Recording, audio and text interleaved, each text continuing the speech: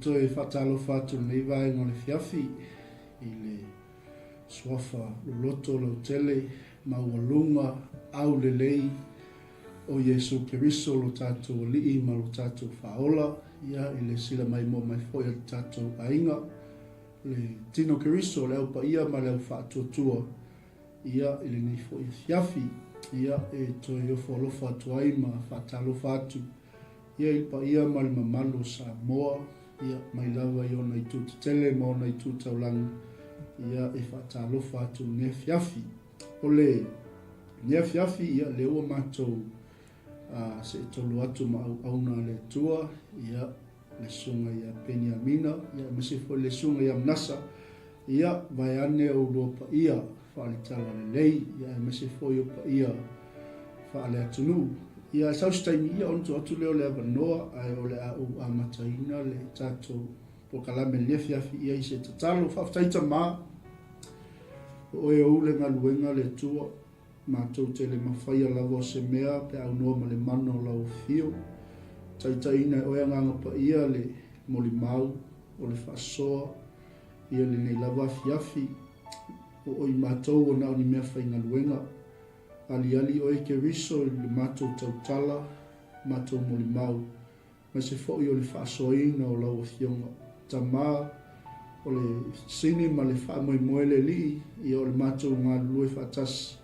Na ia manu maloina tupulanga talavou mo Samoa e maisele ali e o se tangata kerisiano mo oe malo anga lei mai le amataina se i olo mwhaiwina mea umalawa mātou te whaia ia maualunga ma maualunga ai lovi inga ona o Yesu amene ma amene ia e toi patalofa tu ne fiafi tato ainga mai mo mai lungo penga tfailangi ia ne fiafi ia e tolu falim e lima ia vaenga ia o anga ia toi tatou por kalame ne fiafi ia o lungo le tatou autala bomu keriso po le peitile al tatou FC Samoa ia o le lau forward tala lei ia o le tatou aunanga Global Kingdom TV ia ma se foi tatou YouTube channel ia naolo ia foi niso tatou ainga o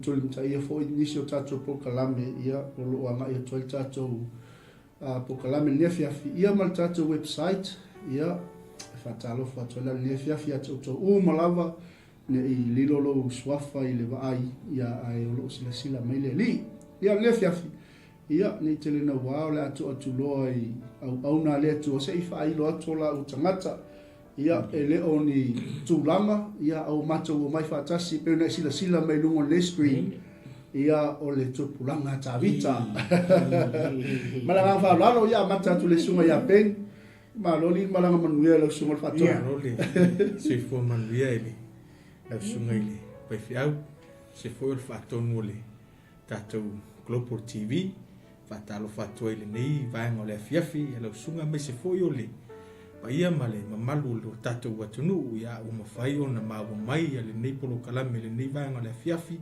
matou te awalofa ma fatalo fatu ia se fo manuia langi mafo i lo sunga me se fo ile sunga nei a Manasa Aloalii ia o tatou fatasi nei fiafi se fo manuia Alo lama matalo fatu ina sunga patonu a Global Kingdom TV ni nei fiafi kai mo le noa o pena na mawai le nei fiafi tatu te fa soa i le anga le leo le tua a wai pa una mafu anga le no o me nei fiafi ia o le tatu fa soa fatalo fatu fo i ia tamali tupu mai e se tatu watinu a me se lava ia suma fo i fa fenga mo la tu fatua mai fata faitaulanga ese ia me se foi le a ngatu pulanga tavita ile nei fiafi for the David's generation ia greet you in the mighty name of our Lord and Savior Jesus Christ ia in the name of Jesus talofa lava. Amen. Pe ko pu ali lu fatalofa le fiafi ali. Pe ise me o lo kaina o lu le fiafi.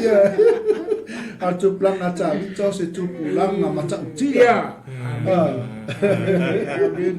Ai o lo tofu tatu mali tu lau le fiafi. O lo wa ma e to tatu pokala. A e fia say hello ai say si le fiafi ia.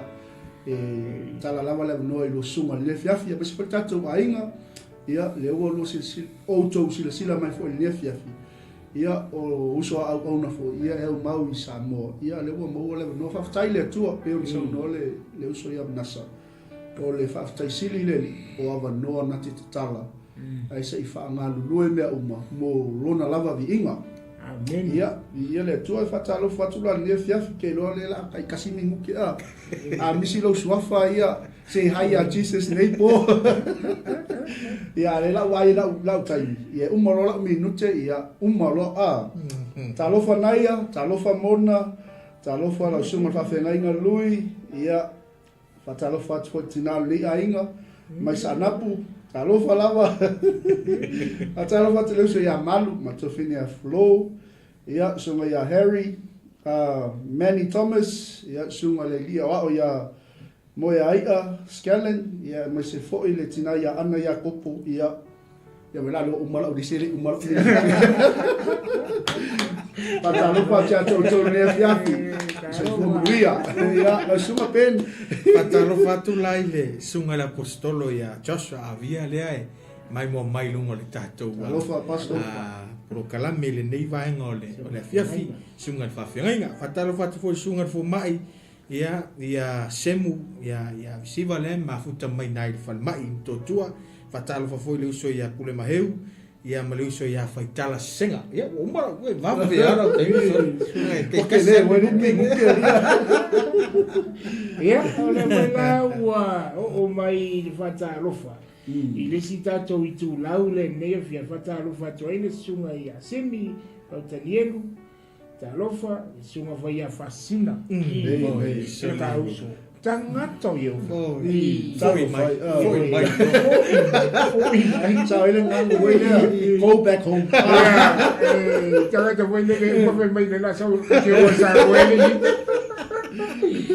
ya talo wat we le sunga malo pasta le lei le mai kasenga ne fiafi le sunga taitai lo fo tale lei talo fatu o fine foi a snow river nei fiafi ia me se voi sunga le fa fenga ia lo platino la tua so futi ia mai la to lo te vai ia te mai fast uma to ia tangata ia mata mai neve fa ta lo fa uma to ia to fa se uma to fa ta ia in the name of Jesus amen o manga ia volta tu fata lo fa pe lo wa makan kakala mai ia mali ia wa makan kakala le ko mali so le nge wala suma Manasa ia le wa o le wanta to mafuta ia be o le sunga le fa to le fa to ato I tau nu ia le ala o pu wa makanga oli fonga o le mata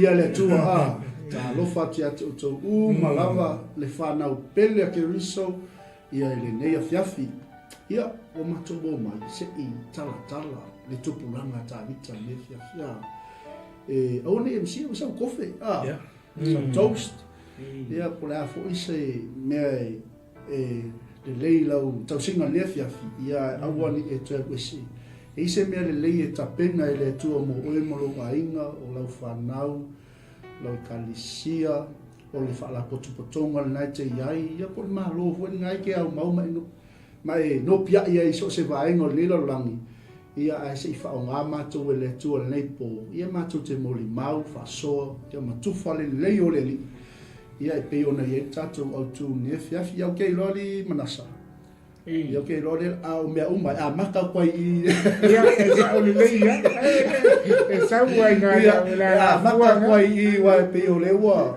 ma lo fa lo ngia numero tas ia ta uso ia aton ono le fa to ato I tau nu mai ia o le fa tai le tu il fa na o le tu so se me la tu te o la tu te o ma ave le mamanu le li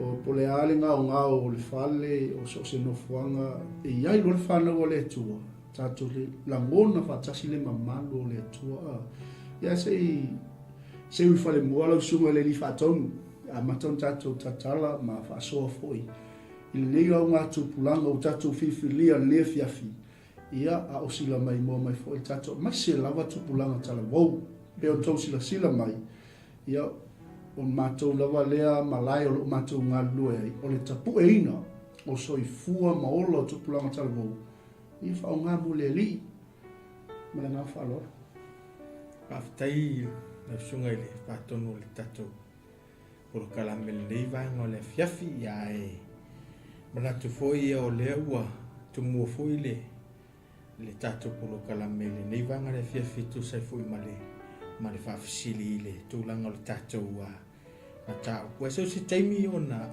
la fole le sunga ile ele fatonu Pasifika e na te tala ina le mana tu o tu le tato o kalame na ona fia pa i lava i le tūlanga wala i ona i le polokalame le lea fiafi.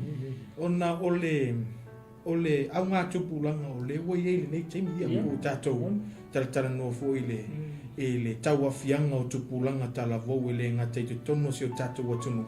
Ia o le Pasifika le lalangi a toa le tātou te tala no ai. Ona o le tele o manua Whaaloto i whale o tupulanga talavu e tu sai fo i male ngā luenga o lo whapena ona tātou ngā lue pi fo i ona māua atu i lau saunoanga i lea fo i o ngā sami tātou te ngā lue ai ina ia tautapue ia o langa o tupulanga talavu ave i le whesoa soani wa o le mea moni tātou tala noa ai le itu ina atu i le sunga i le ia Manasa i le tūlanga ua ine toa tele i o tupulanga ua whailangi le wholanga maua whioti lai ti tala tu sao apo tala moni ai asue ele ni mai ai ele mai o lo whapena o na tupu i tupulanga se umala i ona watula ia leo o se tatu tala ai po se tatu manatu au tuwala i ona te ofisiti sipo le ala ngā tupulanga ta vita ala ngai ele mea mana i o lo tupu ile au ngā tupulanga ta vita amata mai a ta vita se iau o mai le nei taimi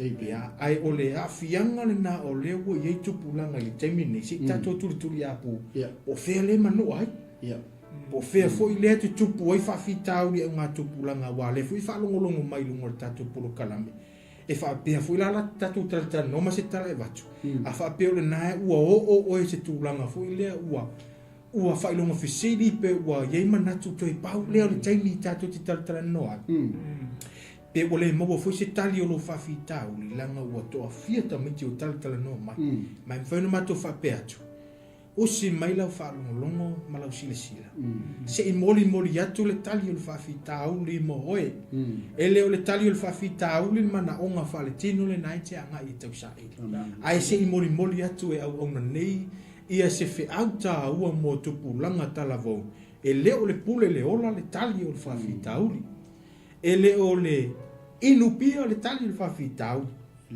Ele o le whala au whasaina lea ua matua i se sofa i lea tonu o Samoa. I te tono tupulanga au. Le tali o le whawhitau. Ele o le maruana tu loula.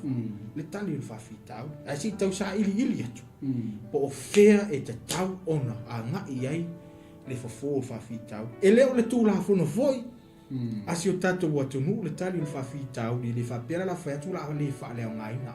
Ai o le tū la whono e whapena o na whaatonu wholaua. Ai le tali. Ai si tau sa ili po whea o taati ai le tali o whawhitau mō tupulanga tala vau o lo mwhai o na māua mai le nei a fiafi. Ia pei o se whoresanga lea lau sunga ili whaatonu le tato polo kalami. Ia ona la lafu atula ia lea ile sunga il whaatonu le Pasifika. Ia mo le tato manatu atu wale te usiringe se sipo lea lea meta o rango tupulanga o tavita. Ia ma le whaaro lava. Ia le to ai le I pasi aku la ka ko polo o ile tato wingi ngefia.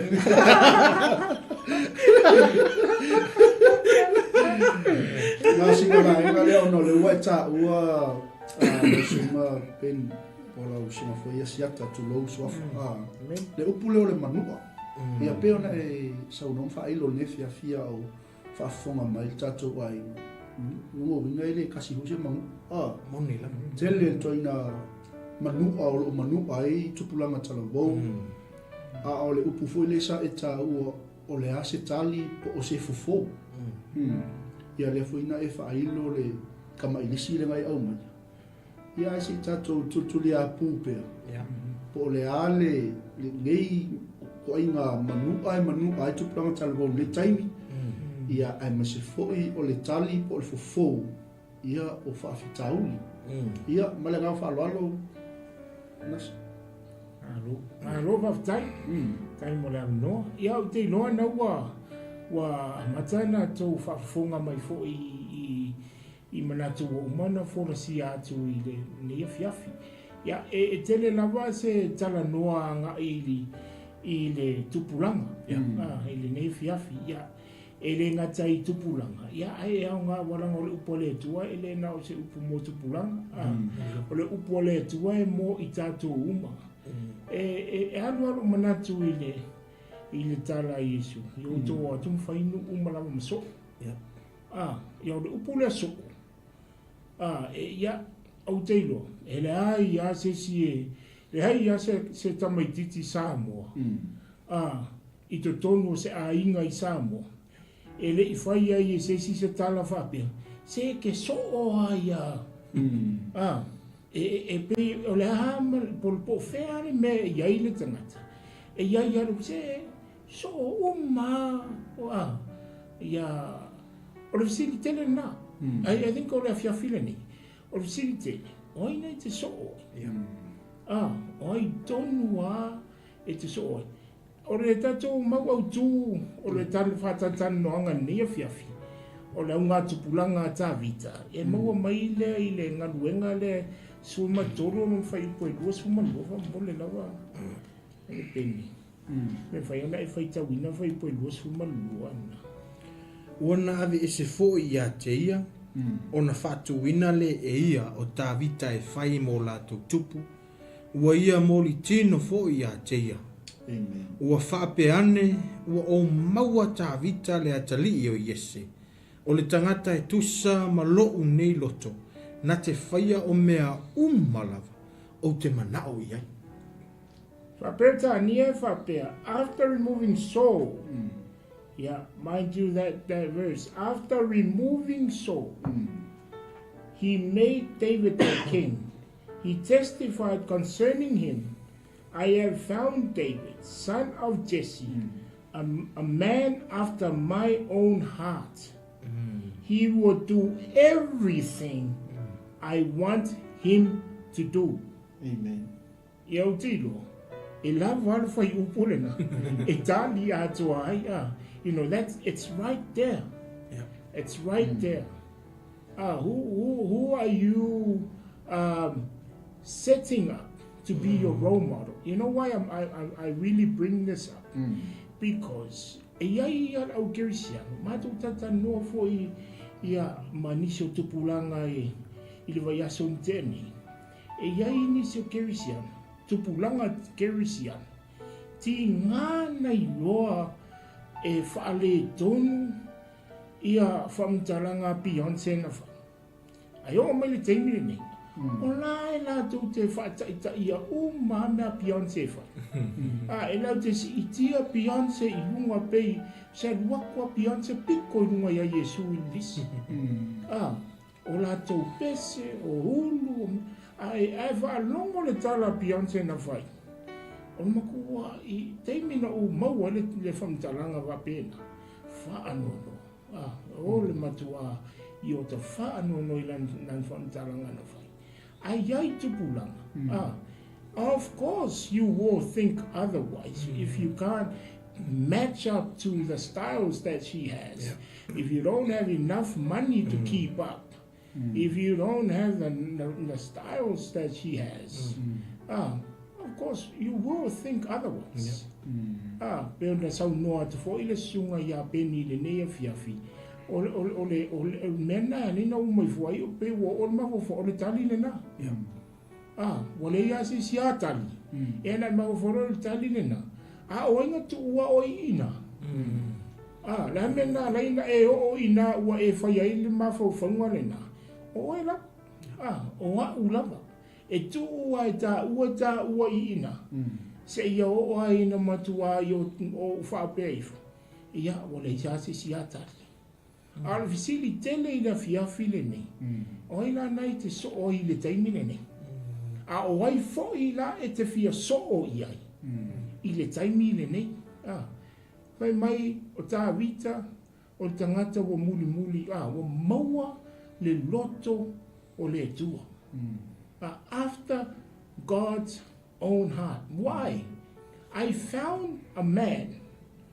Mai le upule a matai, he made David king. He testified concerning him. I have found David, son of Jesse, a man after my own heart. Te loi.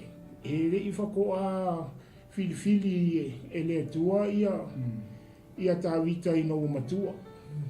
Ma ve matupu. E na filifili mai a le atua ia tāwita o laititi. O le fisili tele lao. Ia atonu e tau te iaini se manatu I fo. Probably you young people looking at us and what do you know? Well, we were young too. Te roa mātou mawawawo, ia mātou ia teimi o mātou talavo. Ia na iai foi, ia lui tau ne nai tau te.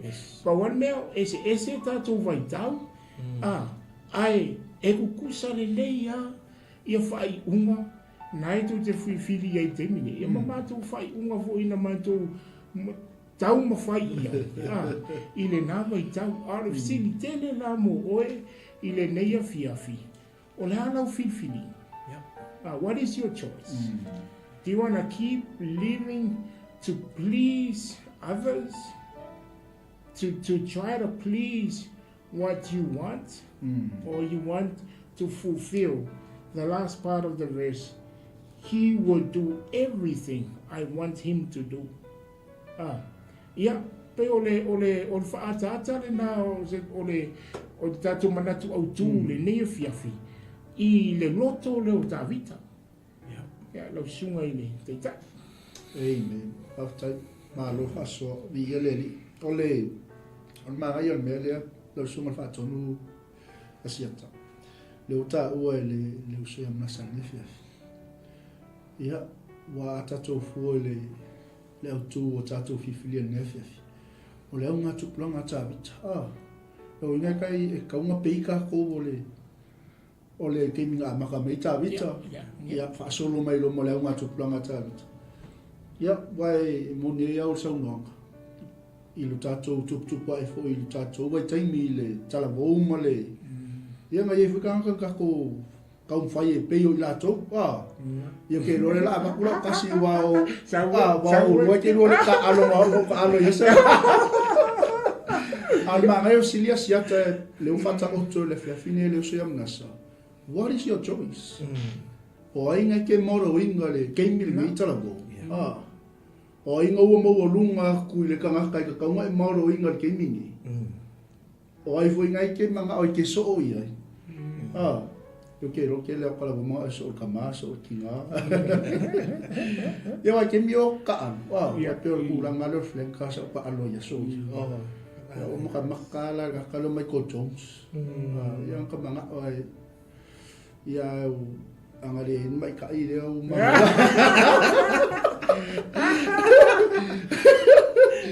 Ia fofu angale tua le ua. Amen.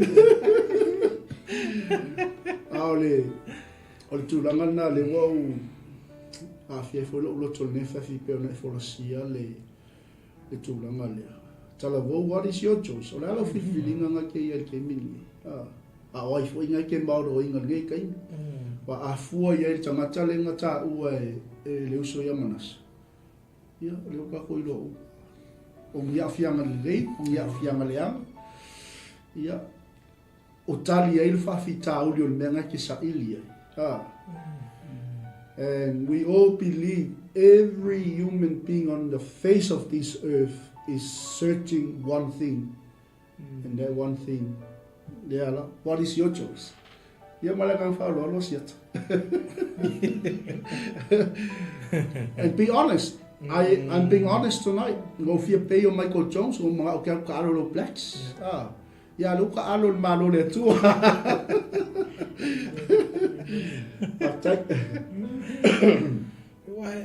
Ole facility lena wai le pe fu na vatu se tala to mua fo ina mata wai tato te toi fo ia ile mele nei o lo tupu langa tala vo wai o le tau sa idi po le ale me te tau ona fo i ona mo mia tupu langa le temi nei pe afu ile fa tupu la ia wai e fa no vatu fa pe wa o se mele nei lo tupu langa pe afu ile fa matalanga po le statics ale fa msinonga o lai increase le so tu la fono tupu langa tala vo le temi nei o foi lai di mama o tu tele tala no foi manisi foi o uso fo mai o ka se tu tele tu pulanga tala vo wa vatu ele fale mai o mai mau so ifua mai mau so ifua no ole tu langa le pulo le ola and ole lai e tau tuli apu e pe fo na tala no foi manisi ole fai o fai pe foi ona sa no foi le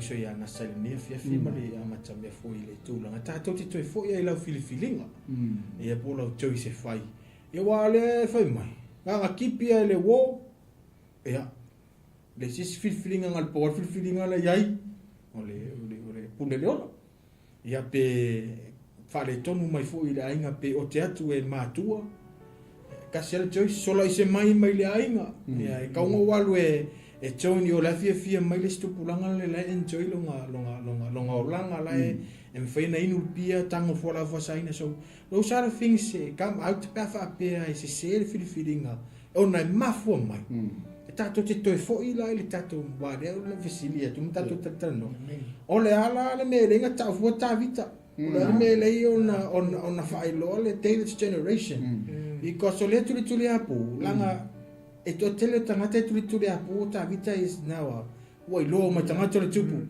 and atala no ele meta ole wealth ele se fatu stu tai ta vita atala no fo le tulanga le malosi le tino ele se me fatu stu ta vita atala no fo ile tupulanga tala vo ele se fefe fatu ta vita but it all comes to ile menenta tuli ne fia le roto e toi sau al fai una wata to te fesili o fe fai ele choice o fe sau ele filfilinga e sau mai le loto and e tasi ele me tuli le tua ile tama ile au na le tua ia tato tata no fatu pulanga ia wale la vai atu la tato tata no ia ile o langa fatu pulanga tala vo ta vita pe atala no ile o langa fatu pulanga ta vita pa wale o le wi o tala tu spo o wi o ma sa mo e fa pele ma e o la fa now I can me uma fai e te tauna o fa pele la wi nge ke o kangi nge ke wa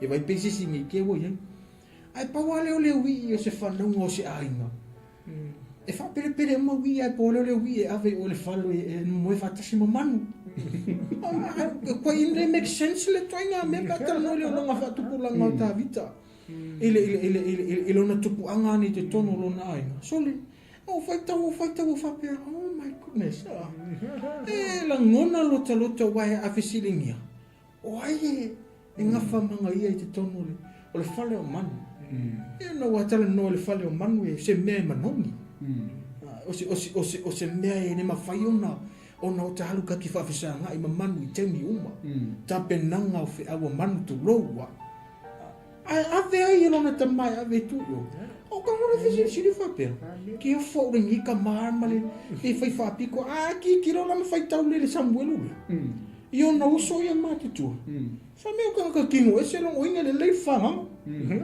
o tangata fe me ata mamai lo inga le lei fa ai kuri lo asinga mai kiki ave o le wi o falfono a foi le tala ile tuliato sa o foi o Samuel le tua e fa o se sil fa na wis a ka foi o mai ngi ka ko pile mai fa metala tu spa fa metala a Samuel fa mai se fa pa ye o se sil fa na la ngole o te mi ta una to fi le fa na e te tanga vala a wile tu le fa na ile mindset la le tama o ta vita ma fa na It's one of them o le a fai ula makua ia langa malosi aka mamai le leo la to fai tino langa te tau ona alu e leads ia se raso langa te len maso es one ko eu le lei ko eu le lei ma ile taimi ana tu atu ile ava noa Samuel ora familia talu o ai Samuel o ngale tu ia ma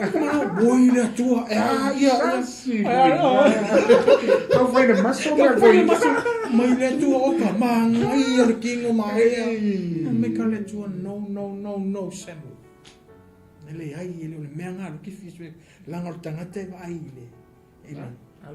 ele fafoane o le anga vaa o le uma ma mea uma mea alfa nau e whamertala maro mea le tu whamaile ai tapita mai no Samuel no that's not them mai langa o tau ai koe repeat whawhia tara le tu mai langa o tau e wawa ai ai le tino ma mea uma but awa o te wa ai ai le loto o ke manga o se tangata i lona loto longa loto e tu tusa lo ma loto o le tangata e tu la fuaina ai le olo ele wari o le kula fuai matala le tu mai te fisini ya se pese se lan fana o tama e ya se o ko fa me ya e ka me kiki ya e la me ri kongi re moenga ya o ma e moenga ya man what I mean o le mentioning le tu angole taimi le o ke whawhekai re ngi ka mai kiki so.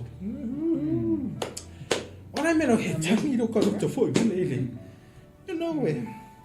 Anga ho o complain lo tama. Anga ho o complain lo tina. I said dad ma. La mo ro foi e fa pe. La mo ro foi e fa pe. E ma fu anga ka tusi de sala mo le. O ye o lo leo ma mo. Ele ai se meo te mativa. E uina le hango matua. Ai fe mai o ia e mate whātasima. Pe o mai manu e tau mawhai e ta lepe mausu whaia le tama. Ai le i mawhai na tu la fo ina langa na iei le au le tu. I lunga. O le fesili. Ai sea. Langa iei le loto ta vita lea ea. Ki nganga whai e se ona matua. Ti ngana tu la fo e ona uso. But he still must serve at the i ona matua. Yes. Na matua I whamania ina le loto ta miti lea. O ngai honor. The first thing ia honor inga ona matua. That's right. O ngai loe tawita. O le mafua anga ngalinga avenga ia le tua ia. O ngai iai le favor le tua I lunga ia tawita. That's right. So le alati tau talatala tu I whapea. Na mafua mai le o langa lea whaatupu langa talafu. Ngā lenga tuli e lea tua le loto o Davita. O ngai le yese complain. He never said, now whai tau atua le samu. He never said anything. E le complain whatasi se mea ai se mea ina. Fuanga na u tala noa li salamo lea tusi Davita.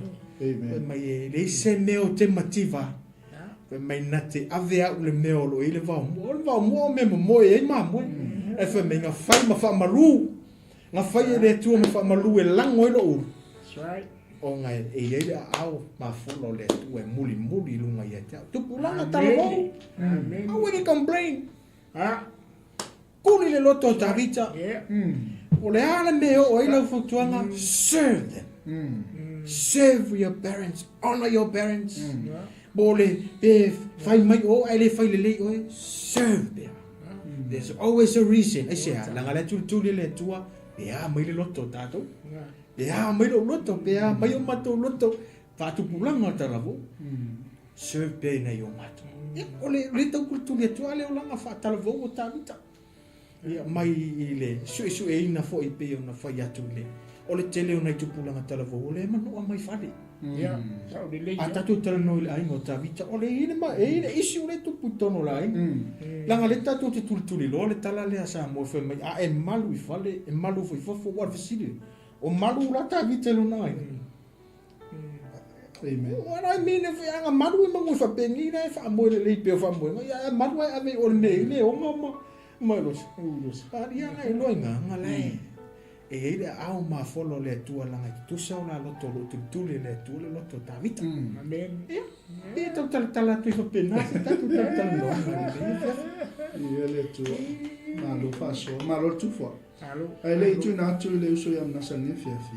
Ngā si vai ngā lea Manasa o nā tua tulu le sunga. Le sa ta ua le uso ya asiata. The way God sees.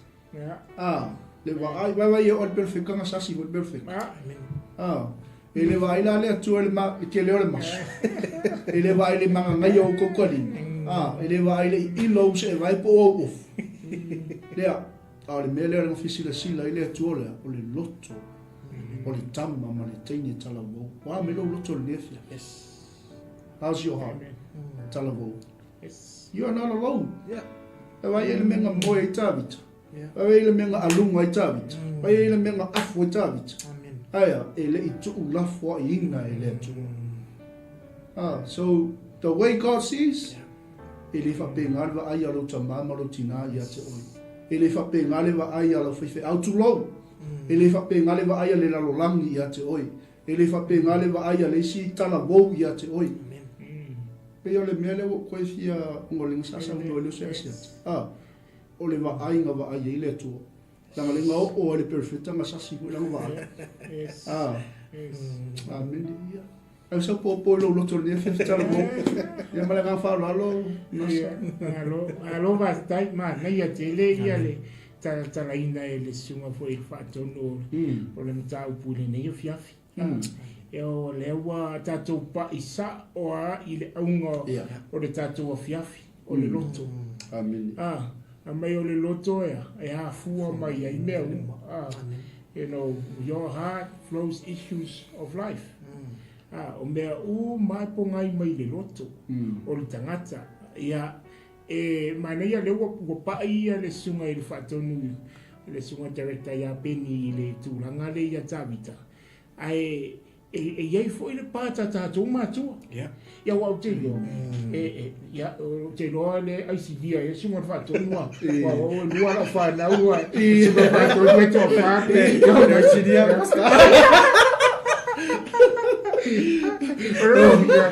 lo sunga sa kala lesko. O lo kau ku. Pero mai kala e sa ole so ia jo si ole lu mo la anga le masa lo se vai ia pega inga le lua pero le vai le vo lo me cocho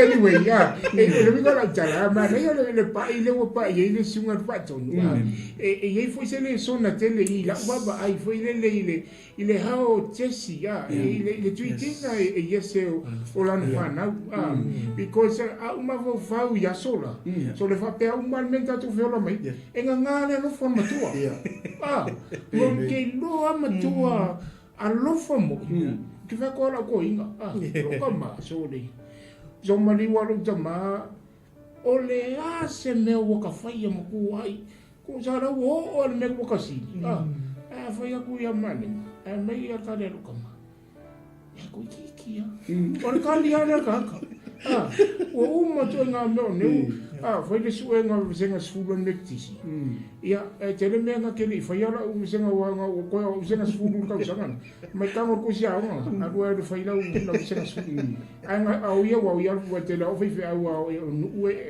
fai le senga sfulu le ka le nektisi alu ia o fa no one won't start ia mai no o si ia wa ile inta ile nektisi mo ku spasi Aveto ko kikia. Atali ale.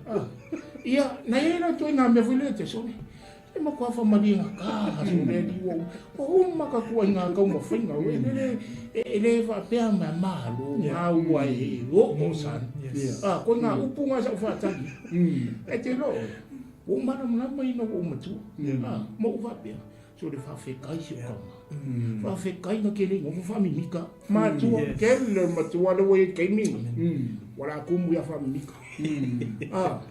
E la le tai. Fa le tonu ta metiti. Ona wa le o sa o ta tu le. E lo wa tali. Au wa o lo wa tali le a o ni le university. Le fa to ata sanga lo university sa o ngai sa. O te sa. Ia na mai te momo. O ami o isa mo. E o te saulo e na mata o te sangani. O wa ami ni si. Ia ele ele sina ele ai na failo I si o tali. Ele va pea o le e motu mal taula mai sa. Ona e saulo la ia ia le o piko I mal timma piko I kuala o ngana ngani ka sa. Wa lo fa mo ngan. Ia nga manga ia vai umala ia le vai asonga ia o so kari wa mo fe kai mai o le o ko ke ino ma fo fa pa to lingo la jala le taimi e te tau wai ata to fo le mato tu sa o pole mai o le tama e tu sa mona e pole ke fiue a feile talan kasi kalan it's either you do it or you don't mai o le tama e tu sa mona amatu e ni to te ese ma o le tupulanga I le taimi ni you need to speak to them au le tu fawina au le tu ua ia le telefoni tana no ia po manatu o lalla ai to me ta ona awa ia awa va ia isi na tu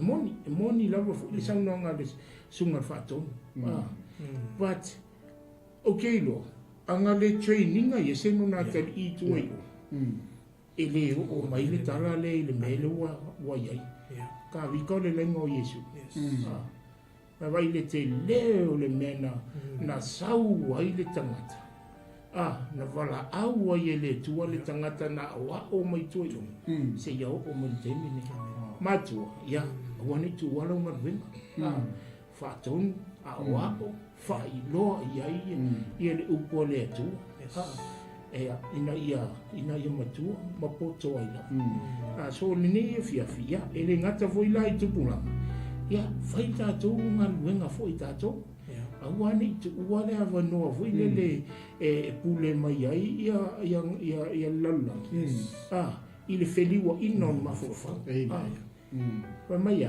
by the renewed by be ye transformed be ye transformed by the renewing of our minds. You have to renew their minds. You can't keep on allowing them. E pule ai lo ya ko mavovo. E pule ai ko nga la fonga ya te. Ya ele foi e sa tala ya. Vai tato pitola. Tato te sosoania I le loto. Tato te sosoania I lona loto. Ina ia mafai ona ia o ina. Ia ma se feino na ola tala o te lu ia I tupulanga I talo o le ale me wai o isi te lo taimi ata to fai atu I tupulanga mai tupulanga ya never go my question is so why do you have to go through it? Why do you have to go through the way your parents came? Then you can write your own life ma nei yo se tu singa no fai tau ai Il talonga le a Panthers ma Broncos. Se tala se tu singa fa pe al tangata. Ila wali ia le na la iti mai la va. Mai la tala tu singa fa pe. They didn't read the book. They wrote the book.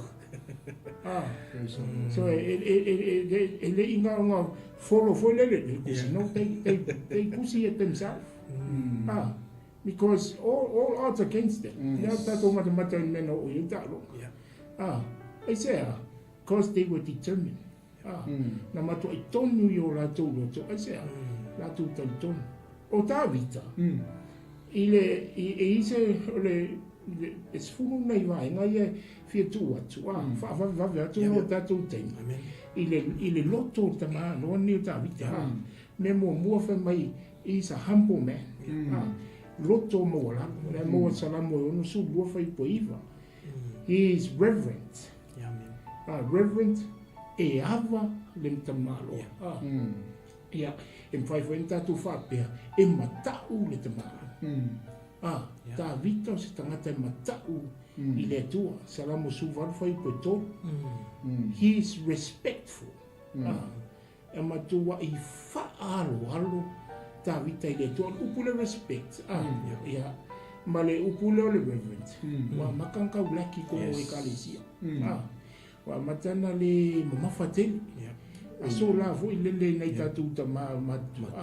Ya la ngona na ya ka wilele akalu le loko ka ke ya loko fa alwalo ilele o le lotu melu fa ya melu ya so le people le ko mama fa ke le fo but this man is reverent fa alwalo e ava ile to respectful na mo sala mo tontas foi poiva is trusting nga ke trusting le tu mo ia ka di kong winga lo natua salamo lo fit foi mo is loving alofangia tumu ile alofa ta vita ka se kelo o mea ngalu ia ile uranga ka vika se mixa la le kala le lunga ka I lo apisa luma ia boka o act fa via I lo ka meki ia so metisia ia eka ki mau fa ka ni mai act ile kala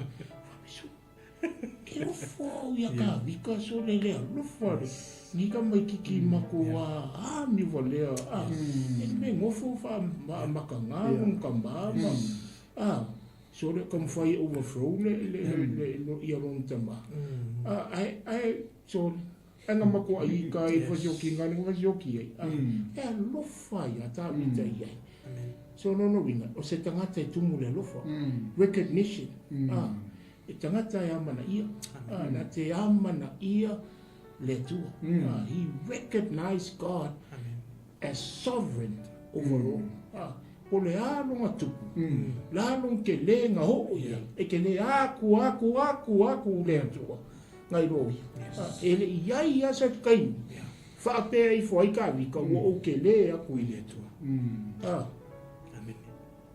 faithful o tangata fa totua ina at mo ko fa totua ina e le tua I tangata ni o ta vita ia obedient sta bela lena mention e sunga ia I fato o tangata matua o sita ia le ngata I lon tama mua I lon tama I ona matua e o sita I vo I ona uso awa pole ale le ka ko sta I tatu matua ka ko le ava I so matu fa fine matu ia ele ta wia fo ile ele tulanga na e te to e la vea I se kai pa ro ka kai sta le ala le repentant ta vita se tangata salmo ia ngau ka ko ilo mar salamo I lima kasi le salmo ta e ro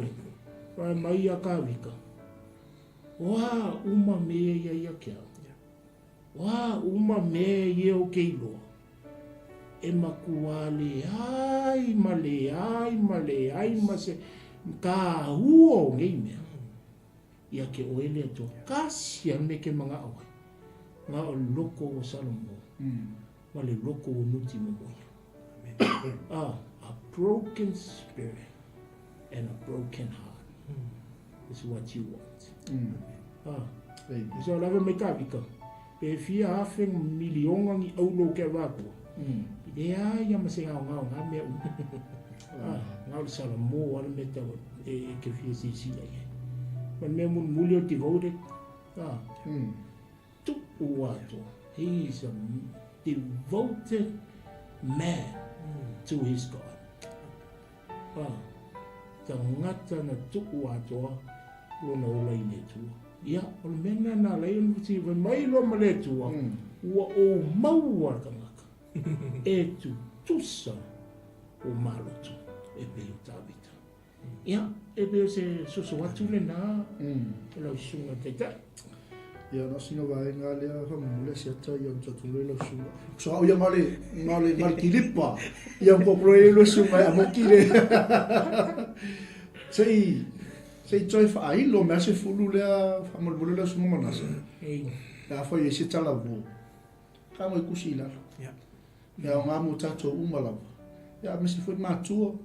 Ya fasikako homo. Fasikako assignment ngi po. A mata sa amtanga fo. Ya le la toi tu atula male sa wa lisi ya. Amal mo. Ya. Te ya ole me mua humble. Ya. He's a humble man. Loto mo walaro salamo yono sfulua fai upoiva. Psalm 62 verse 9. He's reverent. Reverent. R-E-V-E-R-A-N-T. Yava. Si tangata matua yava ilo na tua salamo sfulvalu fai puetolo. Psalms 18 verse 3. He's respectful. Melontolo. Fa'aloalo. Salamo tolu tasi fai pueiva. Amen. Psalms 31 verse 9. Number 4, trusting. Taritonuina. Salamo lua fitu fai upue mua. Psalms 27 verse 1. Number 5, loving. Alofa alofangia alofa eloto alofa ile tua. Salamo sfulvalu fai mua. Psalms 18 verse 1. Recognition. Melona ono. Recognition. Amana ia. Salamo Eva fai upue mua. Psalms 9 verse 1. Ya melon fitu faithful.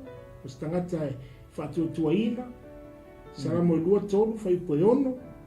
Psalms 23 verse 6. Melon avalu obedient ustai. Salamo slausu viva upatolu sumafa. Psalms 119 verse 34. Malmelo naiva, repentant, salamo, o le salamo e lua lima, fai upas fumatasi, Psalms 25, verse 11. Malme muli muli, number 10, devoted, tu o atoaru na roto, salamo e fa, fai upo e fitu, Psalms 4, verse 7. Amen. Amen. Ya, yele tua. Ole, tamai mea lea una tuatureleu sunga siata. Ole, le ngata ua ile amtanga ole sonanga Manasa. Le tuitinga i ese ole, oluna atali. Yeah, see youth. If you are listening tonight, listen well. Because when you're under the covering of your parents, that is the key to your blessings. Yeah. Amen. Ai awhai e misi ake oise mea o mea ngese fu, wailale me mua mua. Fa mea tala ta vita inga woki Abisalom. E kafia oki e sui Abisalom. Mai le maua lalo le loko kamalo. Le maua lalo le ole alofa. Male mea ngako kapupunga inga wo mali tala. E mga kuanga wha akongo e ta vita le wali i aunge le oki Abisalom. Au le whaamalu malunga lau whaiwhi au tala wau whaamalu malunga lau ta ita inga ke iai whaamalu malunga au mātua o le ki nao whaamalu ianga. Le anga o whelenga i ta vita lalo lea whaamalu malunga lona tamaa. Ia, malenga whaalolo siata o na tatu taimi. Ai. Ia, mwe o se mea fuina e tawhui ona se hatu tatu porokalame. Se hatu ina ia, ole whamunu lea o le mau e tātou ina ia whapenao na sefe me se tupulanga talavo. Ia ma whapenao fo o na awa o ina mai tātou. Ole o tātou whangaina rungo le nei awa noa i rungo le social media. E se hatu ai porokalame ia mo tupulanga talavo. Ia ole talasanga fo na tātou porokalame. Kango e se atu sa wo vai ke le lolo se nga la se fele o lesi tupulanga talvo lai e fa longo mai ma fa longo mai longo le tato polo kalam a me umo le sa no to ia o nga le to ai ona o to turi loa i le olanga fa alta ma o ta vita e wa o le sile me po le sile o nga sami sa o ia lo na olanga sa o ai le olanga falta ma ai la le mena tupu to tonu lona tala anga por periota falta ma ai tonu le ainga langa ole le tala no le sunga ya Manasa e tau tultuli a pu foi langa luenga matua ai le tau solo mo ya tabita le ma se solo nga fanga ngole le pe ata tultuli lo le olanga tabita ilanga fana matua I te le se afianga o lana whanau mai a tāwita. Ona na mafua mai fo, ere mafua mai sis. Na mafua mai fo I a tāwita. Na turi loa fo I la le ainga. Langa na te lele manu au le ainga. Lo lang ta matu talitali no atu I te tono le ainga. La matu oso atu I te tono le ainga. Langa yao ngā tele mo tātou matua. Ina ia o tātou vava ai le lei te tono. Awa fo ina I o tātou whapea ua. Langa o tāwita whai ngainga male tua. Ai ngai ele mena tupu ia tāwita na lai ona mafua na whanau le mala le te tono lo na ainga. Momua. Fata mala fo le leo ina lo na loto. Langa na fata mala le leo ina lo na loto. Na lai ona na oso le whaoso ngai te tono o lo na ainga. Ai na mafua mai tono le tamao le ainga. Le sa mata ai I le tuina naunga o na mata malo na loto. Na ia ne ai mai nau ai le to o le stangata. Le uta no falta ma langa le o le tulanga I te tono le ainga. Mai te tono o la na fai uma na fai. Na matu ai to I lalo popo ai lona usita I le atua. O na mafua mai. O se le me u fa mo e ta vita lo na loto. Si tau tuli atu pele mele ina ia fa pena ona o tono tatu ainga. Ona ua fa na wala e ta vita. Le anga sala I te tono lo na ainga. Lea sa ia mana o nao ai le to o lua o la nao o. Ma ia whai ai ni whai unga se I ona mata una ua manao ai le loto. Tau ma whai loa mata e te tai ai. Ma ia nau ai loa e whai. Ma wha nau ai loa ni mawhau whaunga leanga e mailo na loto. Ina ia whai se fufuanga e whasi o te le to o lua. E o lana au o ia o le whoio. Pat sepa. Lea sa ia mata ai le ta ele ma. Ia ole whawhine. Manau ai loa ina ia whai se si tūlanga ina i wai. Tilo le mena whanau mai e tā vita I tono lo na inga. Ele ngata na whanau mai ai me o mai na ia wawai. Le fwoi lea la te lo sau no mai na sa ma pasta mai kile nei vai ma le fiafi. Langa ele te whapea apsiloma wale tatu fisidi. Pea si ame o whapea apsiloma. Ona o le mea na whanau e tā vita I tono lo na inga. Ona o le anga sala na whanau e tā vita. A whai tau le leila le tala na whai ele tua whamai. Ta vita ole ale alu esel pelu mai lo wainga. Ai o te whamangalo ia te oe. Ai ole auto wina le mana I tono la whanau. Na se le upole atua. I le se na whatau wina le upole atua. O whela na whanau mai. Na whanau mai a ta vita ni whananga. Na toi whasanga tau le lato tama. Ona I mafua mai. Na iele mena tupu ia ta vita. Ai ona o turi loa pele atua le loto ta vita. Pe isi singa yo inga ta vita na whai ilanga sala na whai te tono lo na inga. Lea lai whamita la tabita lea tua. Ua manua lo tino ua elo au. Manua ona I mafua mai lea nga sala na ufaya. Whamai ua onge. Ua ti ngalo manawa. Ua whanau lo tua. Ono la ua nga sala na whai. O lea tua. O te sa whai ei le ia talatala. Malelefu. O le ata lea o te tau inatua ia te oe. O le whaamawa lalo lea ta vita ia te oe. Repentance. Ta maa le repent tato. E bei o le loto le tule ta vita. O le loto. Na I loa e ta vita. O le mafuanga fo le na whaila na tala whai mai le tu. A e asi si me wani a vesia. Anga wa ufa pe kule tu au kia vesia. Ta mau a inga male o ang ike automativa. But one thing na manao yelo na loto whai mai. A e asi si me wani a vesia tamo. Awan ia veselo wangang pa ia mai ia waisia lango lo wanganga ta ina le loto ta vita ina e lo fa mo lalo ia te o I te niuma na fatau no wale pole tu e tono la inga ta vita pa na tuli lo la vele tu le loto ta vita se ia o ai na fa na mai solo mona langa te le men tu pole ale o ia langa te le tala ai na sile le na matu ai manu ale loto I fale o le a inga ta vita ona ngai loa ta vita ona ia na mata me e fa mangalo ele tua ai fa tau nu ele tua la no puna fai I te tono le ainga ta vita ai na ia la ma vai na fai fa tama na ia le upu tasi na fai lo natali e to tasi le na fa manu ia ele tua ia solomona la nga so nga fa mai solomona ke le lopo mai fa na uma ai na tasi ale te maloa pe tasi ale te mai titi na va ai ele tua le loto la nga tu sa loto malona tama ai na ia fai ele tala le langa pau fole na fai me fona le na tuli lo sa no nga pasta mai ne fiafi fa na ai loa na te lalo le pule anga matua Ono sae ngasi fa mamuru atu se upo matua ia te ele matu le lam. Ba ele ma vaenga na fai ta vita ina la lata no ti fa mai. Ta sian ma vaenga ele fa peta vita pule ane o ele mele. Pule ane o ele mele. Pule ane o ele mele. Ta si ele upu. Mai tala ta vita so mo solo mona la wati. Mai pa wal me e fa tama tane. Ma tausi le polo inga le tua. Te no o ye le fa muninga. Na matu ai pasasa i lunga ia Solomona lea. Le mea lofa na palasi mai. Po le tuma palpana na palasi mai le fofonga o tavita. Ono lo na tali o taha o fo e Solomona. Na faa wau mai la Solomona. Ai na fai foi no toi repeat fo e Solomona le mena fai e lona tama. Ala mena fai. Na i loa fo e Solomona faa ngā lona loto e pei on faa mo lalo lona tama.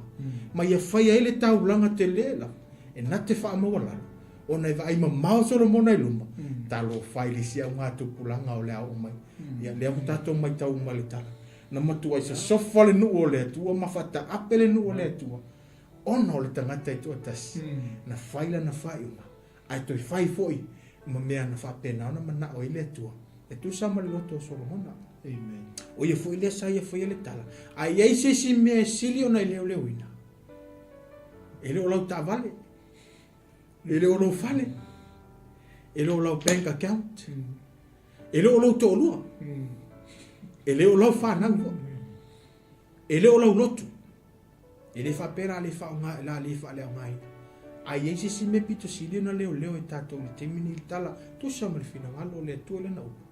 E sili atu na leo leo no loto. Na ilo le leo leo ina o mea umara. E te tau una tato leo leo ina. Wa ale leila na leo leo lo loto ta matina. E manuia lo fana. Manuia lo tolua. Manuia lo e kalesia.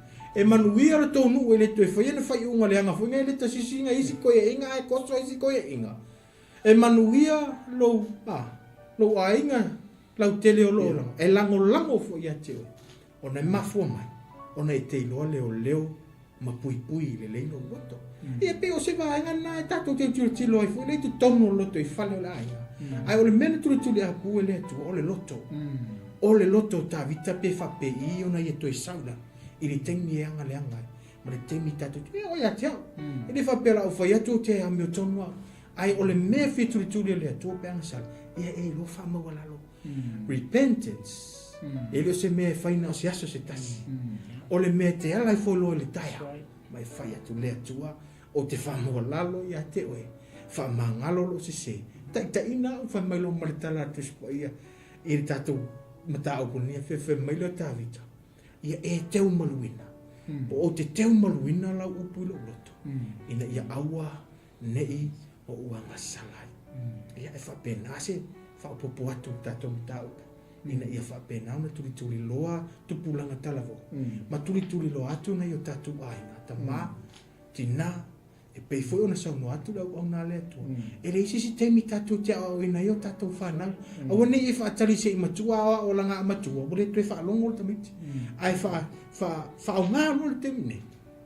Mai tala tu spaya e alofa I loa talimi te wo o se o. Sasa. E against mai le peta ina le lalulangi e tatu pe asasa tatu whanau. Au le upu le atu. Au le upu awa discipline. Train your children. I le upo le atua e awa. I le sasa foi le whamai le sasa I oti. A le sasa I awa. Ina ia I loa e tupulanga tala. Umana ia tatu whanau. Ua tato I ai I le taimi o whaingata.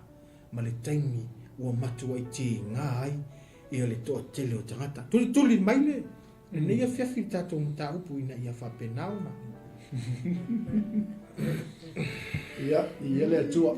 Le la ono tato taimi a me se foi o por kala me fatulanga ina tato una ke roi koe mo le skai e so o el tato David's generation ai o le fiafi ai le I tu na tu le no ia Manasa o mata mo fia la vale le fa ma fanga le fe le loto le ala o ti tua kui picole ia ma va le sia Manasa fa sanga sa na mul ia wa le wa o malawa ona manino le pokala melia fiafi E pau foi leo le mea nga whaamalusi e Iesu i onga so.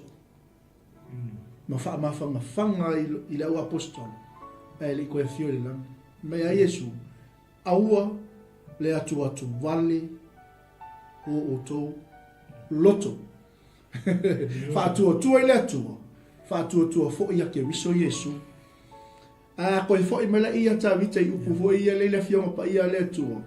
Inga ua sala mo ma whaamaua lalo tā vita whai melo leo tā vita. Ia e whaia se loto ma māmoa.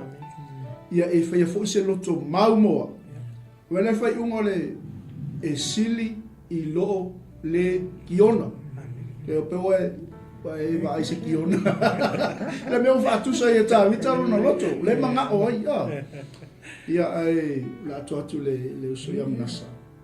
E ile vaenga lona lua o tātou pokalame lia fiafi. Mai foi tal tolunga. E ile vaenga lona lua. E mau ke koe o mai mausa au na ise aso leva yaso. Ia e wha uma tātou David's generation. E ise mea fou o le a whanau taimi ma le vaitau neu tātou iai. Ai se a leanga wo o le taimi o tutu whatas. Ma le o mai whatas. Leanga o le fatu leo le atua. Inga ia. Ka penga la le sikupulanga le anga i mai. Le ala ma vai atu le siau mata mali e le taimi nei. O le leile passing o le fua i le sikupulanga le ia i ka hou ke mili. A o le lei fo i le racing a mai o le sikupulanga le anga i mai. Ia. Malenganga alo Manasa ne fiafi. Tatou ama i lo le vaenga lona lua o tatou pokalame. Malu, mafitai. E o te tonu na ua manino i a le whinangalo fōi, mai se fōi le whasoa fōi a sunga i whawhianga inga nei, mai se fōi a le sunga i whatonu sa malanga mai Samoa, i a tātou whasoa neva i na ngona arwhia fiolo, tu ia wai e le nofonofu maua nei a wanoa, ma futai fōi ma le iso whatonu i a Peniamina i Niusi. Ia ora o faisi le wana usa. Ia whaasoa whaatasi ai fōi. Ia ai peona sau noa atu, ia le sunga whaatonu o tātou ala ata, ia po le tātou Kingdom TV, Global Kingdom TV. Ia toi whaatala fōi, toi tuli tau mai. Mo le vai lua, o le nei program. Ia ai o le nei fiafi. Ia, you know, naua e whafonga. And I know mātou te taritonu. Naua ngai oilo manatu. Ia ma e sa ili fo lava oi a te oi. A wai le aia ma se si e ilo alo loto. Wa tātou uma. E ma whaina tātou whaia le tala hoe vi fole mata pule pule. Puni ai. Ia a o te tono le loto. Ia e sele mea lai ta ati ai. Ia naua e whaafofonga le nea fiafi. Ia sili o na leo ina lo loto. Mai lola yo Yesu. Amu ia e loto mama. A wala tu te lo hatu le tu. A fai wa e tau le lo hatu le tu. Ia lono ina ele menga palpala ai lo loto. Ia neia fia. Ia ola fai ngofi. Wala lo loto a. Fai ngofi a. Fai eise si o eti ngā ai. Eise si o eti leo wha maa ngalo ai. O lo tamā, o lo tina, anko, anti, ia whamangalo. E le aia, e amo ana oe. E te le moe ana oe. You suffer alone. If you're not going to forgive them, nobody knows that you are angry with them. Even more hurts if you see them laughing, enjoying their life, but you are angry at them. Why? It's because they don't know that you are angry. But, forgive them. Save your own soul. You don't have to carry that. Just let go, let God. Let God deal with it. But you need peace. Peace is the presence of the Holy Spirit in your life. It's not the absence of struggles. We will struggle, no matter what, every day. But it's the presence of the Holy Spirit that gives you true peace, the inner peace that mind cannot fathom, and your mind will surpass. le file mo monina le te sa idea nefa ya afai o le wa fa fonga mai le nei afiafi and you're struggling, we want to pray for you. We want to pray for you tonight and let the peace of God rest in your heart as you adjust your inner being, as you adjust your heart, take out the rubbish, take out all these things of the world, trying to please your peers, trying to live up to the standards, buying the expensive stuff, and thinking that you have to keep up with TikTok and all that. No, you don't. You don't. No, you don't. Christ in your life, I'm telling you, you will reap everything that you desire. All the things that your heart desires, as you seek Him first, God will add. Yes. God will provide for your life. Yes. Amen. So we're going to pray. So I'll pray in English first.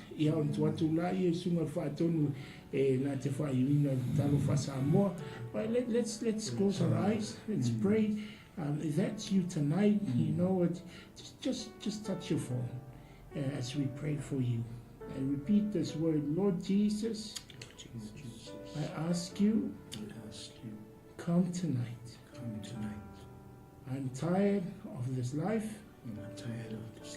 And I ask you, Lord Jesus, come fill my heart. And I want to say I'm sorry, Lord. Forgive me. I offer my life to you. I ask Holy Spirit, lead me, guide me. Let your will be done in my life. As I thank you for your grace and your mercies upon my life today. In Jesus' name. Amen. Father, we pray right now for all that have prayed that prayer. We ask, Holy Spirit, that you will follow them, Holy Spirit, that you will minister into their hearts, that you will send forth help along their path. People that will come around them, Lord, that will encourage them, that will bring them the word of truth, Father, along their lives, Father. We thank you for your grace, your protection at all times, Father God, in their families, in their home, Father God, in their work, in their school, Father God, that they'll see you, Father, that you will fulfill your call, your future, your purpose that you have for each and every one of them. In Jesus' name, amen. Lo matu tamai lulangi. O whaafafonga lau o fio e tusai ma le whaamalosi au na e mai se whaafonga mai so o se tupulanga, so o se ainga I tina matama uso matua whaafine lo matau tamai e tusai ma le upu le nea fiafi a whai foi o i se tupulanga o whaapena o na manua lo na loto a whai foi o i se tasi o whaapena o na ti ngā lo na loto ta ma ia o ao I mātou e tusa malau upu le nea fiafi. E le eise si mea e whapena o na wheliwa ina o mātou loto. Se I wanga nā lau upu lo mātou atua. E au maia le file mo. E awa o ina o mātou loto. E tusa ima le loto tāvita. Ina I e loa whaama walalo ia te oe. Tengi uma mātou te talo atu ia te oe. Whaunga ina lunga o le nei. Polo kalame ma le nei ala ata lo mātou atua. A o iei foi se tupulanga ua whaapena na olo na mawhauwhau, olo na toi taimi le nei. O mātou te talo atu ia te oe le atua I le suafa o Iesu Keriso, ia whaapena na whaale au ngā ina ngā luenga le pō li uli. Olo tau mawhai e lama tia so I fua tupulanga talavou, ina ia whaapena na ta lepe mawha umatia le nei afi le atua. A ia whaofi mawha mawalalo o lato roto. Ia whaapena na wha uru whale la upu I o lato mawhau whauma o lato roto. Le atua e le ei lava si mea mātou te tō mangai le taimine. wana o lau fiu e tusa ma lau fitalainga i lau upulo mātou watua. O Iesu ke riso o le tali o whawhita auli o mea uma. E le o le TikTok, e le o le telefoni, e le o le ava malosi, e le o le whala au whasaina, manisi mea lo mātou watua. A o Iesu ke riso o le tali o whawhita auli i tupulanga. O e foi o le tali o whawhita auli i te tonu a inga ona ua wha masofa, e le fili le mu o mātou wha longolongo, wa toa tele unga li wa manua o latou ainga wa toa tele unga li wa feoti na ia latou taitolua ona o lungo leita ai mātou te talo atu ia te oile nei fiafi fa nga ina lungo le nei alata ina ia pa ifo pa iane pa iatu le mana faolo la wa fio se liu atu o latou fofonga ia te oi e le ise si tali o te tonu ainga wana o oe lava Yesu ke riso le tali o whawhitau. Whamanuia mai le tu e le nea fiafi, whamanuia lo watonu, whamanuia i o tangata. Mātou te tūfo i le nea fiafi le tua, i nei ainga o lo i te tono Israelu o lo no, i nei tinama, nei tamama, whanau lo mātou wawa i atu o feoti, ma manua i latou le tua, o oe lava o le tua o Israelu, i le suia lava. Ai mātou te tu atu la ua fio le nei fiafi, mātou te mana tua lo no. Mātou te mana tua o tangata le tua. Se ia whapenao ona, leo ina ma puipuina le tua le fili, wa tau mawhai le peti lo nulo mātou tua. Whamanuia mai o e tamai le nei fiafi. I ainga uma si o mātou atu no. Ia foi le uso o lo whapena na whatau teia le nipolo kala. Whafo i atu le vi inga i ate oe. Amen. Amen. Amen.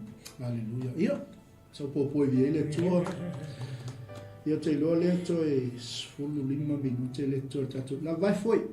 La tato watalea. Ia tato foi mai. Ia wha mai. Ia tato po kalame. Ia ili vai inga lo na lua. Ia o lo toi. Ia o le aungo aute o le mātou whelo inga lea fiafi. Ia alu wha mua atu o tau tala vau. Si whaila ia i lo to whine o lo to ngane. You're a blessed man. You're a blessed children. Ia le tua koe whaisau kofi. E ke agua e whailau kofi, whailau tau. Au e whaifua lo makua ia le whaisau kofi. Ia tatou taliu mai. Ia whau au tatou pokala me lea fiafi.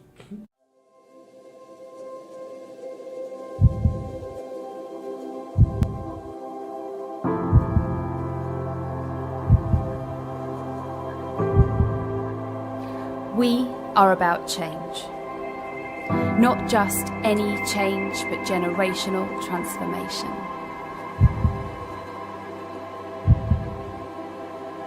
Gen Z, the iGen, or the digital generation. A generation that's connected daily. Yet, a generation that views social media as the most negative influence on their lives. The planet is more populated than it has ever been, and yet it is likely that this is the loneliest generation this planet has ever known. This is a generation that cares. They want to make their families proud. They want to achieve something that matters.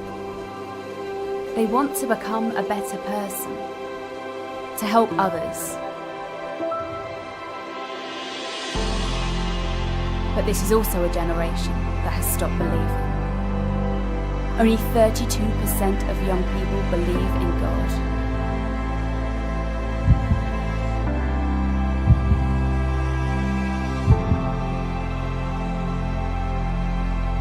The majority either don't know, don't care, or don't believe.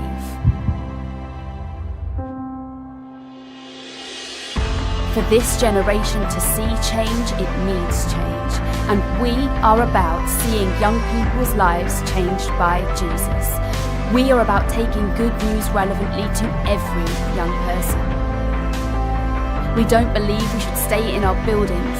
We believe we are called to go. We believe we are called to rethink how things are done. We believe the time has come to change the landscape. We believe young people matter. We are Youth for Christ. We are about seeing young people's lives changed by Jesus. Will you help us see a generation changed?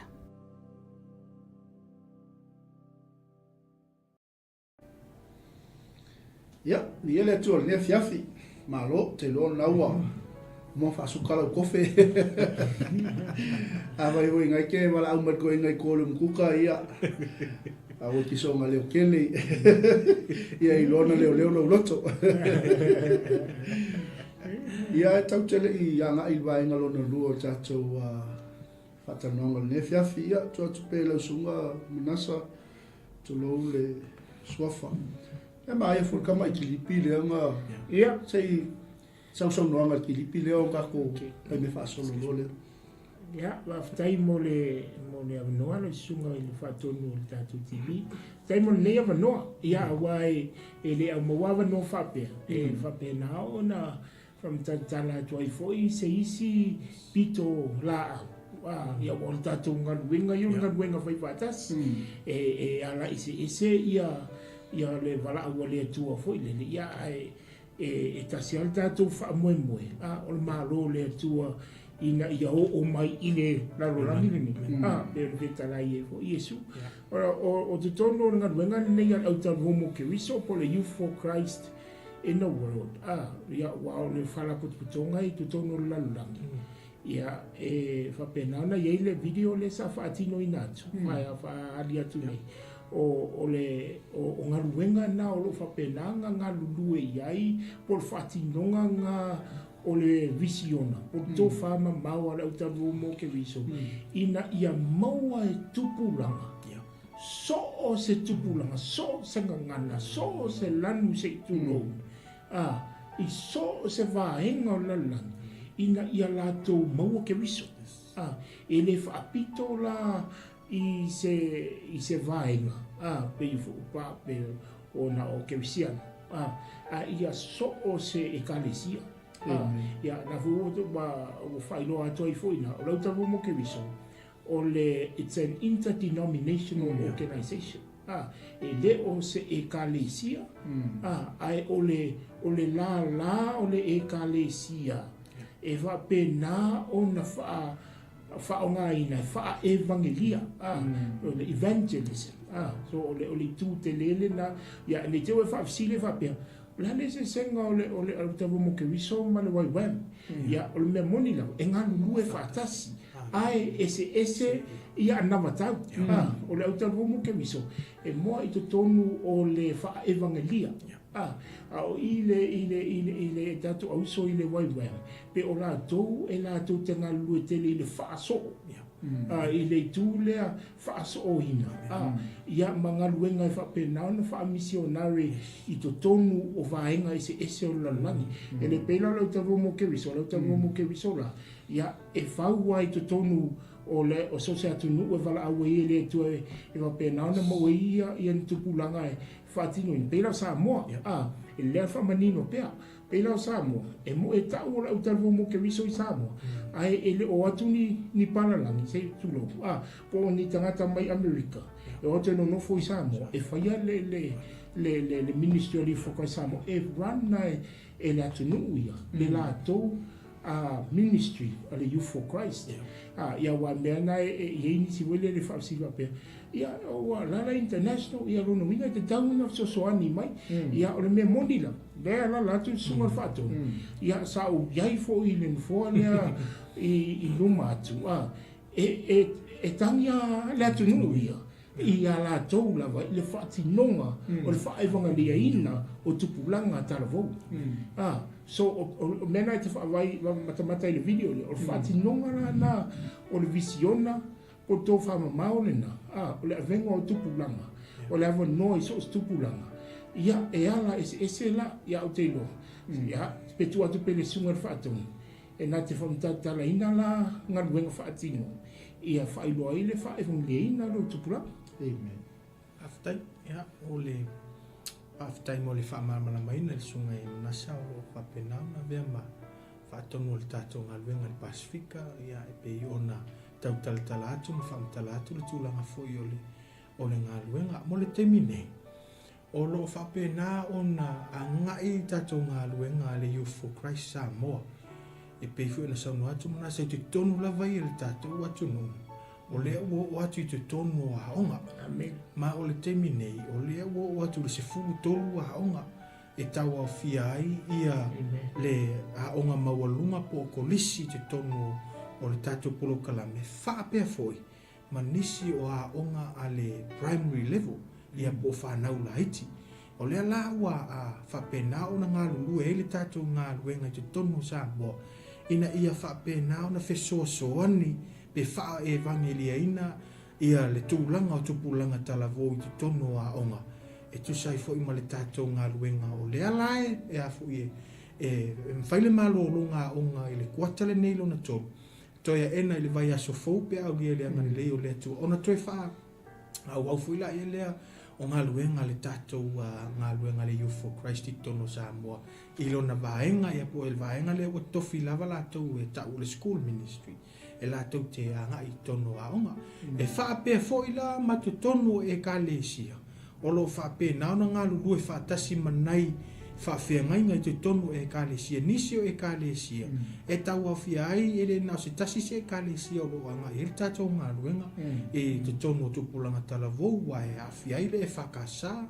Nisio le o e ka lesia le metodisi. Ia manisio e ka lesia Pentecost i te tonu ma Assembly of God. I te tonu si o tātou atunu. Pea whape wala au mai le whisosoani i tupulanga talavou. Ia wā o le tūlanga lava nā pia na sauno atu ia le sunga ia Manasa. O le ngā luenga whai whaatasi ia po le la le e ka lesia. Tātou te ngā lua e ona whisosoani mo tupulanga talavou. Ia e whape nā foi olo i le tātou le tio. Le si vaenga le olo whape nā ona ngai ai ia le whae evangelia ina o tupulanga talavou. O lea olo i ele tatou le tio olo i lalo le wha malu a le YFC sa mo e tau le lau fau o le tala le leile fo i e vatu le tatou live. Wha o ngā ina ia wha pe nao na so o tuai le ngā luenga. Fisa soani ina i tupulanga talavou. Ma to tono a inga. Ia mwhai foi olo wha o ngā e nisi foi o sungai wha whea ngai ngā ma latou e kalesia. E wha ngai o ia latou pulo kalame ina i wha pe nao na fiso tai le leima le tatou visiona. Ina ia wha so uma tangata ma ia o latou i loa. Ia Yesu Keriso. Ia e peo se talatu na i lo sunga. Manasa me se foi sunga. Paftai Malu. Mai klene ia. Ia. Ia le tu paftai mo le vaenga le ono le manuia loto le tatou video le sa tu atu lunga. Ia o teilo. Ia le la tatou se e mai lo le au 𝚘𝚏𝚗𝚎𝚑. Ia. Au mai mo me tatou vai. Pa pena so. O le ala mea la wadi, ina la whai mai o e. Ia o ki rangi a rio le ia. Penga lua mai ki lua ka whao. Penga lua mai whaingi lua siaki. O le a se mafua anga o lua o mai e mako wakung. La ko se wha moe moe. Ia nei mai tau mai tatou atunu ia ono o lo sunga ia o lo tuvo i le foi mua wa le whao malanga luenga i pei ona ngā luenga. Ia i ke ua pesol lo ke ia ua tu lo wa ke ua ku me ri ka kala sia kai o ri no ke nei lo ari ia be se velo so ia Manasa ia so le leva ke le nga alu ri ia leona to atu lo so ma se au mai se famtalanga ia pe ona ia fa moi na yaso lo lumnai ia wa fo il tapinanga ma le sauni ninga mo le fa moi ma nga fa lo Ro, aftai, ia ono tatou taimi, ala whawe atu. Ai o maua, ia pe ono tau sisila mai, leo mai nei foi masunga i le whatonu. Ia nau tau sisila mai fo i o le atunu, ula le whatonu, mai roa, to asuma, lo pai pai atu nei roa. Koe Lucia. Ke le ale Lucia li ka kasi la so. Te pole fatua tuisa dia ama ya chuka baton. Anyway, ole famu moenga na le ona malanga mai fo i New Zealand. O lo o va pena na faile tau au fing au fainga. Ale autalvo mo ke viso. I le foi nei.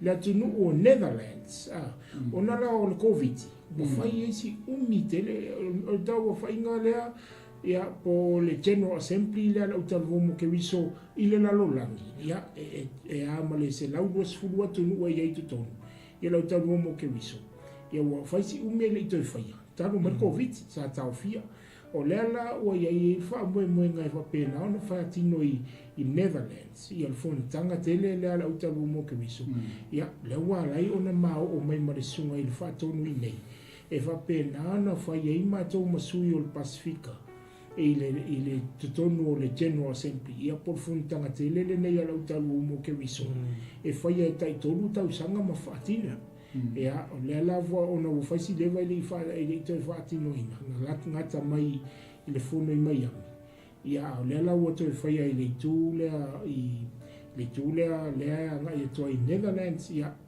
o lo ia fa mo tu va atu i le vai as fona solua o le ma te fatalia au tonga ia mana au so fo i UFC tonga ia o lo sumai la to malanga mai o ma tu fa tasila ia mo te whelo ai fo ila ma le au so mai Amerika Samoa ia o nisi o Papua New Guinea ma fiti ia o le mawhai o na paau ni la tu sui i le funtanga o na turanga tau visa o le mawhai o na maua la tu visa e malanga ai ia e pe o matou la e to se fulu la matou au malanga la sunga whawhenga ia e foi maleu so mai Australia le matou te malanga fatas fai matou masui o le Pacifica e te tono le nei fontanga ma o se taimi mua lea o e foi le numera e ale mai Pacifica e le to tele lea o le fono mua no walo e lua fisu marfa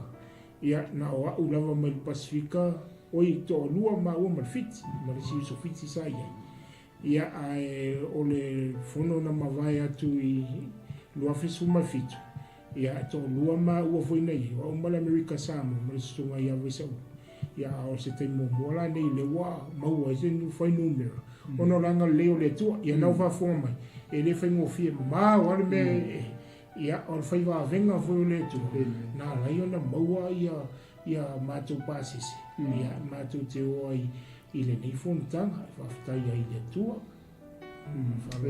e le fai ko ko mala pasisi ma que ofo sa ia e le so mole ka ko sa que ofo no le no ia tu le so ia siata ia le ase fa lo mona i le sunga le ase la mona ia le taimi ono e fo tanto no os pa man ia fo ile le sunga me se fo yo nga lo e nga benga le isa mo mo le nga fa lo o se fa mon ia nga lo ni tangata ata vale le avano le fuua fa pena una malanga fata se tuai male le sunga le fato no Pacifica ile ni fontanga wai ile io mo ni atunu ia o se avano le o fa pena una nga ia tuai se io mata fo e mau tilo po le a si me tuti e fai ona fa ina mai le ni fontanga e fe so ani e te tonu nga luenga ale tupulanga talavou mo sa mo la maia wai o le mea moni la vai o i le wo moni le upo le tu e fa mai ele wo mea le si wo mea ia wai o le tino le wo mai fatas ia o nga fo le ni fontanga mo la vai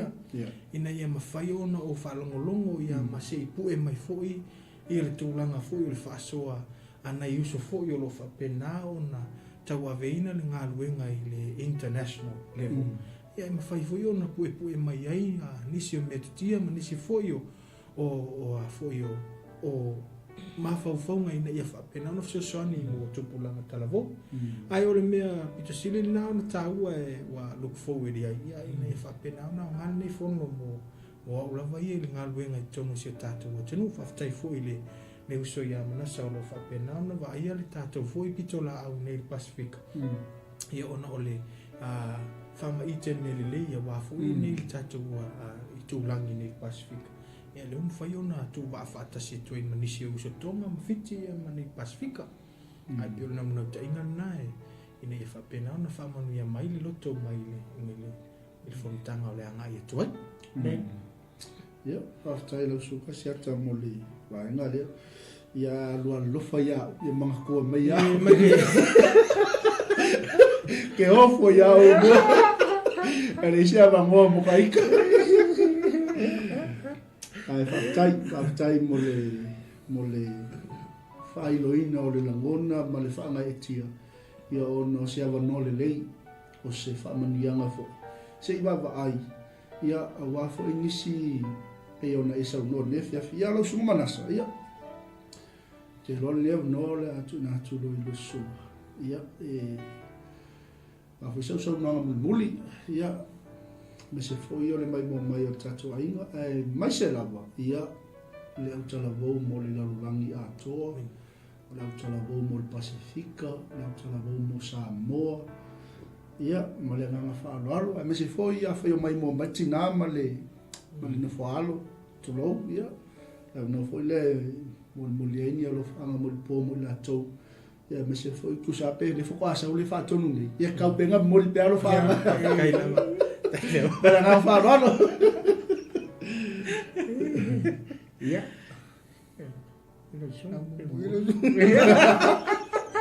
ke lo ala sunga siata o me lo ai le mata uti o ko inga loto la le fe ai male so ya lo que va le male mamma pe la cámara ko malo e fa ko e lo me tina la illa ko le mamma ko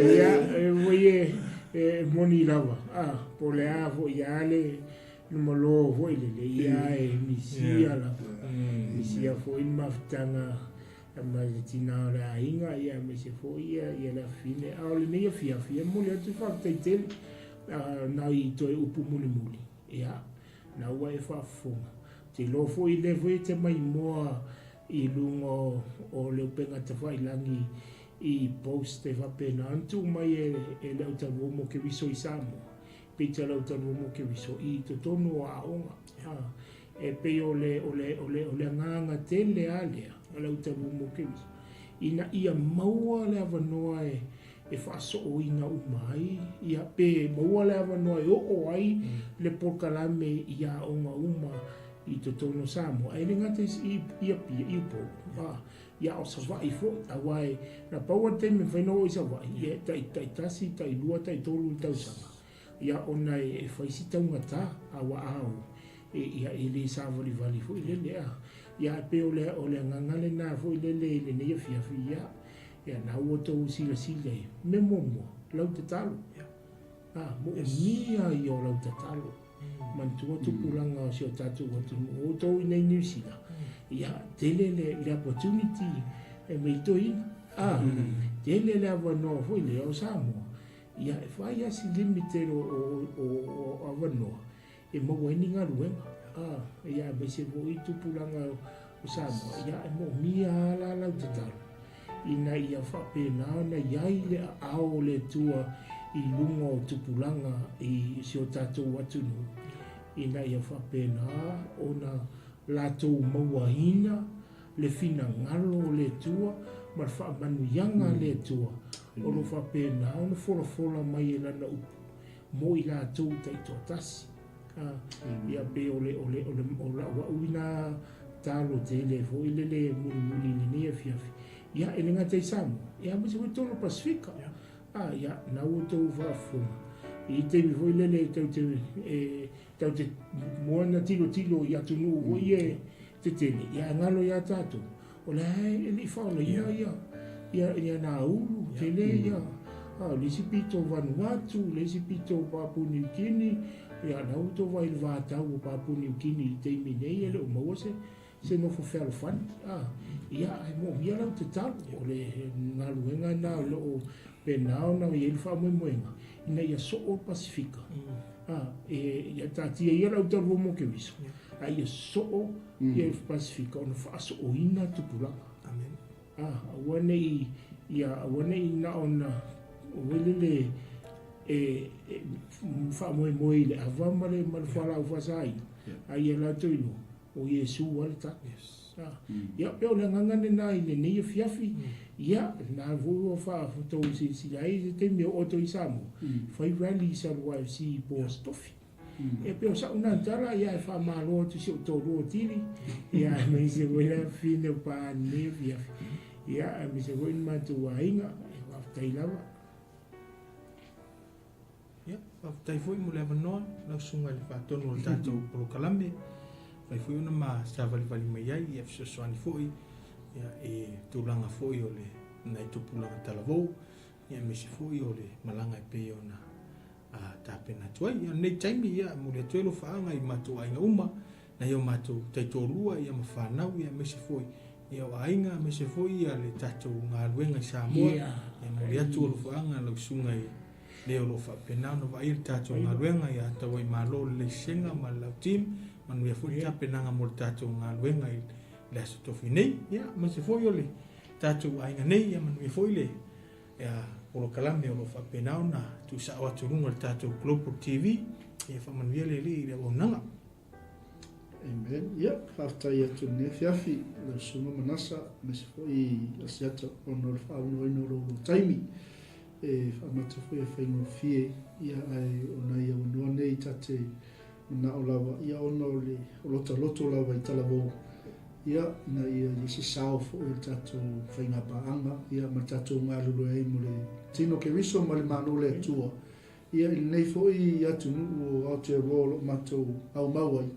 Ia watu se sao al tato nanga ai whaftai tele i lo i neise manuia ia whamanuia le tua i le whianga i fo i mali ngā luenga ia ma se fo i fuafuanga ma polkalame uma o lo whata pena tua ia i le anga li lei o le li ia lea lau o nufu maam lama tato ai e le o maika whao ni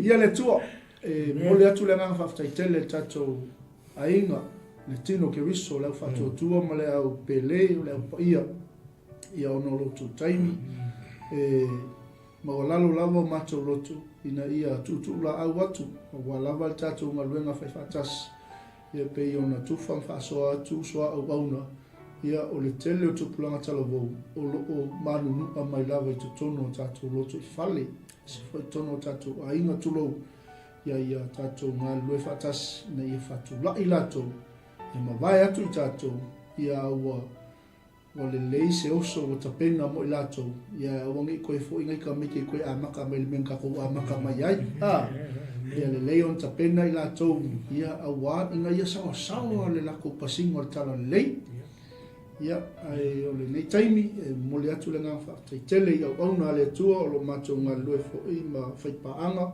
ia pe ona ia i tātou o talabo mo ke riso a me se foi o le lau fōu tala lei ia a me se foi leo sa ona ia Manasa aftai tele i le loto mo le li ina ia tātou whapena ona whaia ni mea fōu ia ina ia mawhai ona manu malo ina nganga o tama whanau sa moa tama mtaine mo le malo le li ia al terminei ia manu ia tele whainga malo longo le nea fiafi e wheo e mai mua mai ngawa a mata ona e usu i ngā ruenga ia inisi fo i o i tūlangi ia whamanuia le atua i whaiwa mtiute o nei asu ia ai mea te o nei ia o le usua au auna ia asiata sunga fo i whaatonu e se fo i le usua au auna ia Manasa mātou te alo lofa te le mo o tau so i fua ma ia manuia see you again. Bless you.